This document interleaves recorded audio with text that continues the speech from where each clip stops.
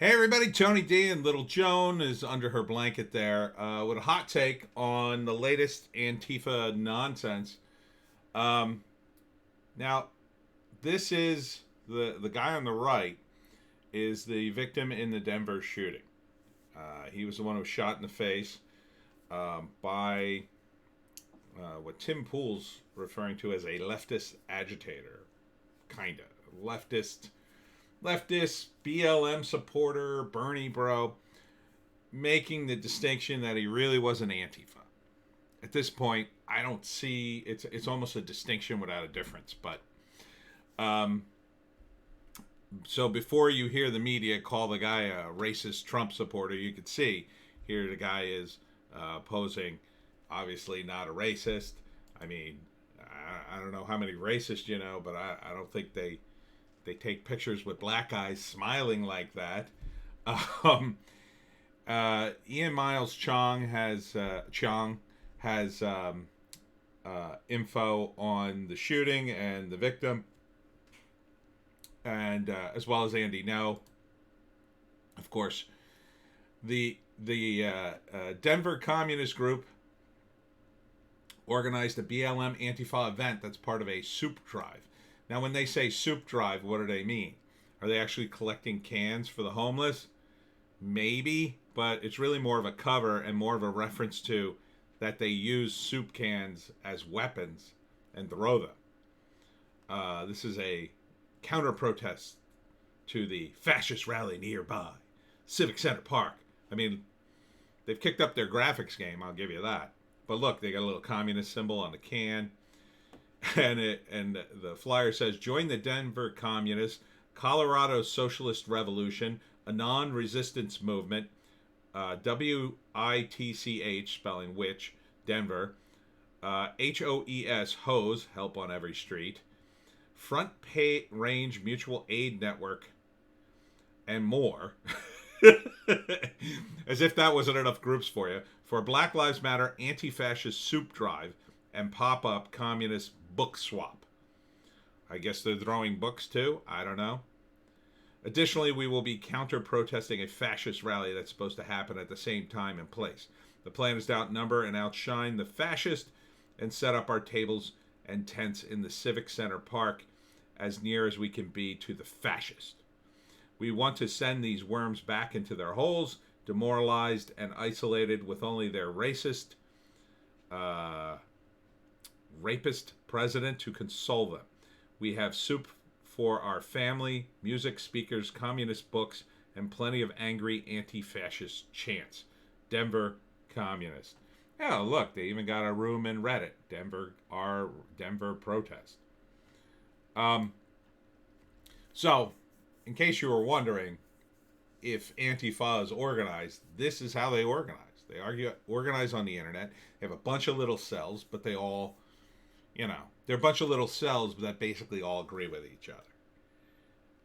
They all hate Trump, and they think anybody to the right of Fidel Castro is a fascist. I mean, look at how they throw out the word fascist. They couldn't say it enough. Everybody's a fascist to these people, in my view. And but the shooting, and Tim Pool has a great drill down on this guy. He went to his Facebook page and the whole thing. He says he's not an Antifa. To which I react, so what? So what, really, at this point? Got a little barbecue sauce on my keyboard.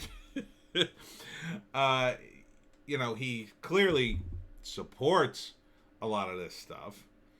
And I think he was radicalized. So there's not a lot of daylight between BLM and Antifa now. I mean, about the only difference is Antifa hides behind BLM and other groups. And if Antifa is going to go with the idea that, well, Antifa is just an idea. It's an ideology. Well, then anyone could have the ideology. And if it is a movement, and it is, the bar is incredibly low to join. Pretty much anybody with a hoodie that shows up is in Antifa. I mean, they don't have a vetting process. They don't have an organization in the classic sense of a hierarchy and, that way. So pretty much anybody who shows up to these things is Antifa. Anyone who identifies as Antifa is Antifa. Now, did this guy openly do it? No, but seems like he was headed down that road. And he ends up shooting this Trump supporter in the face and killing him. Now, I assume he thought he was in danger because the guy sprayed him with mace, but that doesn't justify a shooting. Especially if the guy was retreating and you're talking broad daylight, it's not in his home, you're in a public place, and you have the gun, right? So, you back off. I think part of this is probably just the tension was so high. I've seen the video of the shooting, and what happens is someone's filming an argument between a different group. It's a group of Trump supporters and a Black Lives Matter activist. He's got Black Lives Matter on his t-shirt, so it's pretty clear. And they are having an intense argument. And this guy's like yelling, and they're yelling. And they're coming close to a fight, but they're not quite there. It's clear that the BLM guy is the most agitated. The Trump supporters are fairly lax. They're yelling too, but they seem more control of their emotion. The BLM guy seems like he's on the verge. And I was watching the video going, oh, this must be the guy who pulls out the gun. And then suddenly out of nowhere, just on the edge of the screen, you see a guy go, you hear the shot, and you see the guy go down. So this was happening right next to them. So the tension was being ratcheted up. And the shooter apparently was, he worked for Pinkerton, and he was guarding the news guys. Now, you would have to wonder, first off, why the news guys need protection from mostly peaceful protests. If they really believe that. And if you are going to hire a guy, why would you hire a guy who seems to be fairly radicalized, to go to a Trump event? You would want more of an apolitical guy, I would think. Now, they probably weren't aware of his deal, probably didn't vet him. But, Pinkerton probably should have vetted him. Oh, yeah. I mean, you're talking about sending guys out who are armed. You should vet them pretty good, to make sure they're not political extremists. And this guy doesn't seem to be an extremist on the surface, but he seems to be headed down that path. Well, now he's certainly there, in my view, but maybe it's the sort of thing, the tension was so high and he pulled out his gun and he aimed it and the gun just goes off. It could be a situation like that. He didn't mean to shoot him. He just meant to point the gun at him, and then the gun goes off because he doesn't have good trigger discipline or whatever. Maybe he was poorly trained, and then blam, he ends up shooting the guy right in the face. So yeah, this is terrible. But the interesting thing too is, how this event or this counter event talks about demoralizing and isolating the quote fascist, referring to the Trump supporters, which is unfair, but that's the way they say it. The demoralization is having an effect. I've talked to plenty of Trump supporters who are a little bit demoralized. You can't let yourself be demoralized. I also don't advise you to go to these things. Or understand that you're taking a huge risk. You're taking a huge risk, especially if Antifa shows up. There's probably going to be violence, and there's very little you could do in terms of, arguing with these people. They're just there specifically to cause trouble. They're only there to cause trouble and to egg you into doing something. But now we're seeing that I think people on the left, in general, sense that they're losing. They sense that they're losing the battle. And not that really the battle is about Biden and Trump. The battle is about whether or not they're going to have a revolution. And for a few days and weeks, maybe they thought, oh, we're on our way up here. Now things, I think, are getting harder and harder for these guys. They're probably losing more and more members as people, on the fringes of this ideology say, I got to get up for work tomorrow or whatever. And as they get more desperate, they'll feel the need. Well, no, we need a big victory here. We need a victory. Biden winning is not a victory for them. In fact, it's going to be much, much worse for them. Trump winning isn't a victory either, but things will be the same for them. It won't be worse, really. Trump is still going to try to put all these people in jail, but I think Biden will kill them. I'm totally serious when I say that. And I don't mean he's going to order the cops shoot everybody.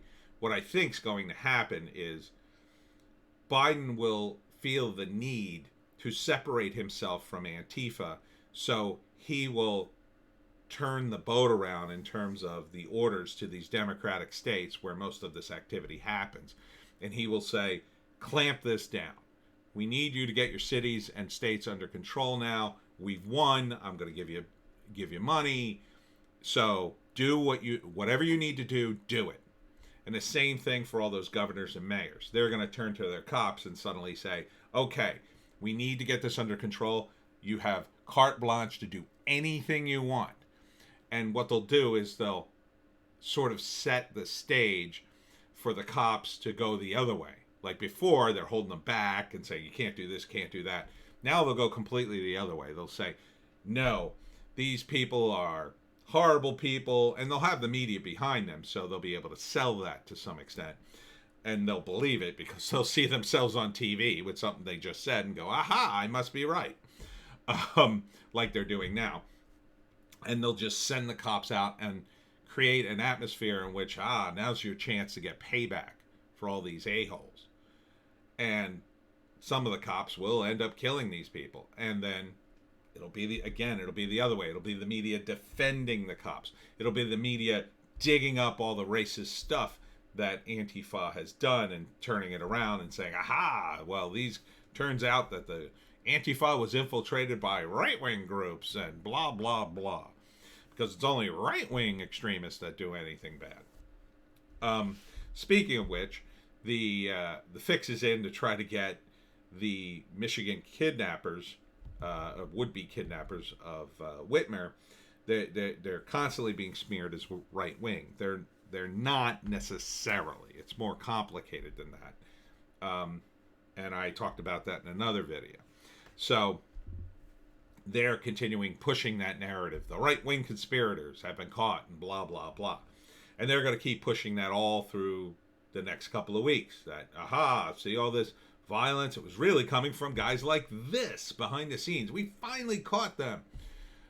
If Trump really wanted all that, would he really catch these guys? I mean, if he supported that? No. He would do the same thing that the Democrats do. He would just say, okay, don't arrest them. Tell them, let them go. Arrest them and then let them go. Don't press the charges. That's what the Dems are doing. And let me tell you something, people who support that kind of catch and release policy. The Republicans will rise up one day. And you really don't want them to do a catch and release. You really don't. Because the people on the other side of the political equation are much better trained. Now, some of these guys in the Whitmer situation, two of them were ex-Marines. Those guys knew what they were doing. Maybe the other guys didn't, and these conspiracies fall apart because somebody always talks. But the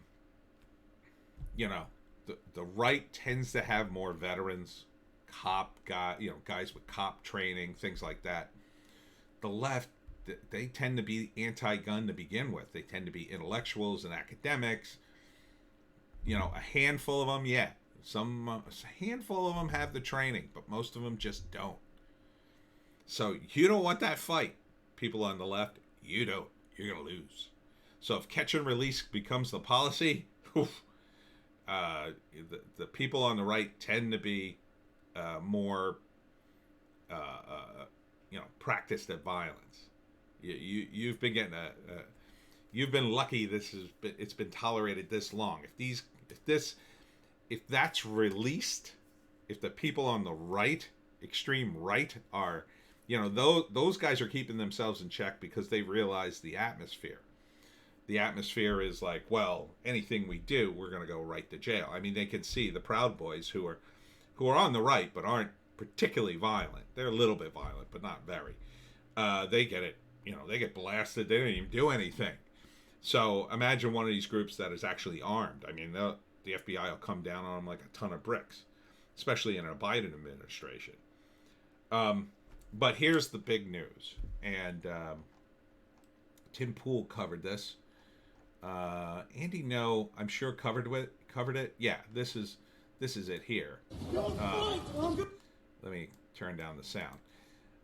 What happened was there was a protest, or Antifa attempted to start one of their protests, which always devolves into a riot, it seems. And the police shut it down before it even started. This is the kind of tactic that will work against them, because they arrested everybody, and before they even got a chance to do anything. Now, they might all be let go, but what does it matter? The locals were letting them go anyway. So if each time this happens, they go to protest, and the moment they gather, the cops just come in and jack up everybody and arrest them, what you're going to see is a sharp decline in the rioting, because they won't even get out the gate. And some of those people arrested will go to jail, because inevitably, when you have that many rioters, some of them will have arms on them. Some of them will have guns, explosives, knives, whatever illegal substances you can find. Oh, for that, they'll go to jail. Now, they might not go to jail for the riot that never happened, but they certainly will go to jail for that if it's illegal. I'm not sure the laws in Oregon. If they attack a police officer or punch him or whatever. That stuff, yeah, they'll go to jail for. So this is a great victory for the Portland police and Portland itself, that they actually shut down a riot before it began. Now, I'm not a big fan of this because a lot of the people who will get scooped up might be journalists, although they will be journalists very sympathetic towards the Antifa cause, and other people who probably aren't combatants, but not too many. Even the medics in Antifa, they're really just playing games. But if they keep doing this, they won't be able to smash anything. Each night, round them up, send them to jail. Okay, they let them all go. By the time they let them all go, the protest is over. It's the next morning. They come out dribs and drabs. They're all tired. They're exhausted. Now, shoes on the other foot. Now, instead of demoralizing the police, you're demoralizing the protesters. They didn't even get to do anything. They're not going to reorganize and go right back out, although they might eventually once this tactic is used. And even and they're saying that one of the reporters on the scene snitched on them. He's a BLM supporter, and he snitched on the Antifa guys. Essentially, is my understanding. I may have gotten that wrong, but so that may have been part of it. So maybe the cops jumped on that, or maybe this is the new tactic, and I think this would be an incredibly effective tactic, because then you would demoralize Antifa to the point at which their organized protests would get less and less and less, because you would ground down the protesters. They would, they keep going into jail. There's some expense in that. They might have to pay a fee or fine. I don't know what the deal is in Oregon. Maybe not. Maybe they're just wasting their time. But you're certainly going to you're not going to get out in 10 minutes. You're going to be arrested. You're going to sit in a police car or a paddy wagon or whatever. Then, you get taken down to the station. Then you're going to get processed. Then you're going to get your picture taken. Then you're going to sit in a jail cell. And then you got to wait. You got to wait till the judge sees you. And then when the judge sees you, maybe he lets you go. Maybe the prosecutor cuts you loose. But that takes hours. And by that time, it's the next morning and you're exhausted. If the cops keep doing this will end the riots. If they round up these rioters every single night. Now, Tim Pool, not me, mentions RICO laws in that, if they could prosecute them on RICO. I think they actually have to do something to be prosecuted on RICO. So they could potentially prosecute them on crimes that happened in the previous riots. I don't know if this is a crime because they're arresting them before they did anything. They're arresting them. I mean, I guess it's technically a crime if they say, oh, the streets are shut down, you can't be on the streets. But seems like a weak RICO case unless they find something very serious on one of the rioters, like, a bomb or something like that. To me, I'm not a lawyer. But, the fact that they're finally responding in this way is a great sign. And other police departments, especially in big cities, should take note. If you nip this in the bud before it starts, you save the city from destruction. The protesters have to rethink the way they're going to protest. And, it says here, Andy's reporting Portland police shut down the unpermitted Antifa protest. In other words, they didn't have a permit, I guess. So if that's the case, then you can get them on the permit laws, right? A lot of times you need a permit to protest in a big city. So you don't have a permit, the protest is illegal, therefore we can clear the streets. If you're going to go by that logic, you could either force these guys to stop protesting, grind them down, or you force them to announce every protest so you know when they're coming, and they eventually scale back to a peaceful protest, which would be fine. Now they might scale back to a seemingly peaceful protest and then still do something, but it makes it harder on them. It puts the onus on the rioters as opposed to the cops. It makes them proactive. So this could be a victory, and this could stop the riots in the next couple of weeks. If they continue with this strategy, this could end the riots. Solid strategy. Good for you, Portland PD. Finally, the institutional momentum, which I mentioned in my previous video, is finally caught up with them, and they're changing their tactics. And Antifa, you're going to jail.